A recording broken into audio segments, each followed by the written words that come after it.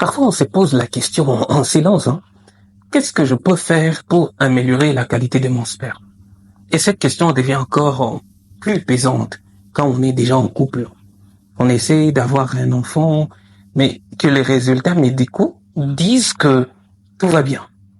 Et pourtant, rien ne se passe. C'est frustrant, déroutant et même, je peux dire, blessant. Mais si la réponse est trouvée dans tes habitudes quotidiennes, ce que beaucoup ignorent, hein, c'est que la qualité du sperme ne dépend pas uniquement d'un bilan médical normal. Elle est profondément influencée par notre hygiène de vie, notre alimentation, notre niveau de stress, et même par des gestes que l'on répète chaque jour sans vraiment y penser. Alors aujourd'hui, je vais te partager des habitudes simples, naturelles, mais puissantes que tu peux adopter dès maintenant pour améliorer la qualité de ton sperme. D'ailleurs, dans la dernière habitude, elle est plus encore importante parce que les gens ont tendance à ne pas y prêter attention. Mais avant d'aller trop loin, avant de continuer, je vais juste vous demander, vous laisser un peu de temps, de vous abonner et de liker la vidéo pour que YouTube puisse la partager encore davantage à d'autres personnes. Alors faites-le. Si vous l'avez fait déjà, alors on y va. Alors, tu veux améliorer la qualité de ton sperme, c'est ça? Alors commence par ce que tu mets dans ton assiette. Une alimentation riche en antioxydants aide à protéger les spermatozoïdes contre les radicaux libres. C'est comme de la rouille intérieure. Et ces radicaux peuvent endommager les spermatozoïdes. Et ça, peu les gens le savent. Les aliments riches en antioxydants, il y a les fruits rouges comme les fraises, les framboises, riches en vitamine C, les légumes verts comme les épinards, très riches en vitamine E et en acide folique, qui sont essentiels dans la synthèse des spermatozoïdes. Il y a aussi les noix et les graines comme les graines de courge, qui sont très riches en zinc. Et le zinc, comme on le sait, est un élément essentiel dans la fabrication de votre sperme. Il y a aussi les poissons gras, comme les saumons, les sardines, et ils contiennent assez d'oméga 3, qui est aussi essentiel. Il y a aussi les chocolats noirs, mais à consommer avec modération.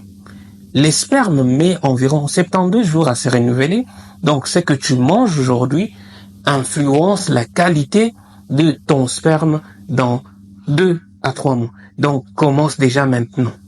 Pour ceux qui ne le savent pas, le sport c'est un booster naturel de testostérone. Et qui dit testostérone équilibré dit meilleure production de sperme. Mais attention, trop de sport intensif peut avoir de l'effet inverse. Ce qu'il faut faire, c'est pratiquer une activité modérée 3 à 5 fois par semaine. Donc favorise des exercices comme la marche rapide, la natation, le vélo, la musculation modérée. Ça aussi c'est très important. Ensuite, tu vas intégrer des étirements et du repos parce que le surménage physique peut déséquilibrer les hormones. Ce que tu dois éviter, en fait, c'est le surentraînement. Le marathon muscu extrême sans récupération, c'est très dangereux. En fait, les sports libèrent des endorphines, réduisent le stress et améliorent la circulation sanguine, y compris dans la région pelvienne. Et ça, ton sperme adore. Tu savais que tes testicules sont logés à l'extérieur du corps pour une bonne raison? C'est parce qu'ils ont besoin d'une température légèrement plus basse que le reste de ton corps pour, en fait, produire du sperme de qualité. La chaleur, c'est l'ennemi numéro 1 dans ces cas ici. C'est qu'il faut éviter les bains chauds, les jacuzzis prolongés, les ordinateurs portables posés directement sur les genoux, les sous-vêtements trop serrés, comme des boxers moulants, des jeans skinny. Ça, c'est dangereux. Les téléphones dans la poche avant, trop près des testicules. boire suffisamment d'eau chaque jour améliore la fluidité du sperme et aussi favorise une bonne circulation dans tous les systèmes reproducteurs. Donc, bois au moins 1,5 à 2 litres d'eau par jour et privilégie des sous-vêtements amples. Souvent en coton, c'est déjà bon. Si tu bosses longtemps avec un laptop, utilise un support pour les surélever. Une étude a même montré qu'une exposition régulière à des températures trop élevées pouvait diminuer la concentration des spermatozoïdes jusqu'à 40%. Et pour ceux qui ne sont pas encore abonnés, en tout cas faites-le. Et n'oubliez pas de liker la vidéo et d'activer la cloche de notification. On continue. Le stress chronique, ce n'est pas juste une affaire de santé mentale. C'est aussi un destructeur silencieux de ta fertilité. Quand ton corps est sous pression constante, il produit plus de cortisol, une hormone qui déséquilibre tout ton système hormonal, y compris la production de testostérone. Et quand tu es tout le temps stressé, les conséquences, c'est quoi? Il y a diminution du taux de testostérone. Il y a baisse de la production des spermatozoïdes. Il y a trouble de l'érection ou même baisse de la libido. Et tu as un sperme de moins bonne qualité. Mauvaise motilité, mauvaise morphologie et tout ce qui va avec. Et dans ces cas, ce qu'il faut faire, c'est 10 à 15 minutes de méditation ou des prières par jour pour ceux qui sont croyants. L'activité physique régulière aussi, c'est très important, comme la marche, le sport, la danse, dormir suffisamment et à des heures régulières. Il y a aussi des suppléments naturels anti-stress, comme une plante ashwagandha ou ginseng, connue pour réduire le stress et améliorer la fertilité masculine. Il y a aussi le magnésium, aide à détendre les muscles et à calmer les systèmes nerveux. D'ailleurs, vous pouvez aussi ajouter de la vitamine B6 et B12, essentielle pour le bon fonctionnement du cerveau et de la gestion du stress. Il y en a en combinaison ou bien séparé, c'est la même chose. Il y a une étude qui a montré que les hommes soumis à un stress professionnel élevé avaient un sperme moins concentré et une mobilité réduite des spermatozoïdes. Et pourtant, tous les restes de leur bilan étaient presque normal. C'est inquiétant. Tu peux te sentir en pleine forme, sans aucun symptôme. Et pourtant, une infection non traitée peut être en train de saboter la qualité de ton sperme depuis 2 mois, voire des années. Pourquoi c'est un problème? Parce que certaines infections sexuellement transmissibles ou des infections urinaires chroniques peuvent enflammer les voies génitales. Elles peuvent aussi obstruer les canaux éjaculateurs par où passe le spermatozoïde. Peuvent aussi diminuer le nombre des spermatozoïdes ou altérer leur forme. Et ces infections aussi peuvent même créer des anticorps anti-spermatozoïdes. Et parmi les infections les plus courantes en cause, il y a le chlamydia, souvent silencieuse. Il y a le gonocoque. Il y a une infection qu'on appelle les mycoplasmes. Et certaines prostatites chroniques. Les prostatites sont des inflammations de la prostate. Alors, que faire? Faire un bilan de dépistage régulier si on a une vie sexuelle active, c'est important. Vous pouvez aussi consulter dès qu'il y a une douleur pelvienne ou brûlure urinaire et écoulement normal. Et surtout, ne pas s'auto-médicamenter. Un bon traitement antibiotique ciblé peut tout changer. Ne prenez pas des médicaments, surtout les antibiotiques, sans prescription. En fait, même en couple stable, si vous avez des difficultés à concevoir, je vous conseille, pensez à ces facteurs souvent négligés. Un spermogramme, un bilan infectieux peuvent révéler beaucoup de choses. Donc, faites-vous consulter si vous remarquez des douleurs ou autre chose louche.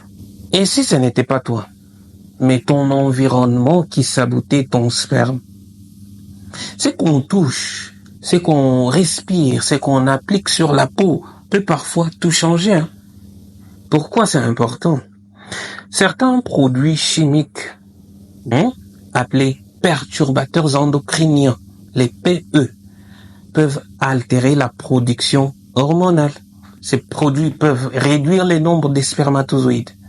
Ces produits peuvent affecter la mobilité et la morphologie des spermatozoïdes. Ils peuvent même augmenter les anomalies de l'ADN spermatique. Et on les trouve dans des pesticides. Et qui dit pesticides, dit alimentation comme les fruits, les légumes, surtout non bio.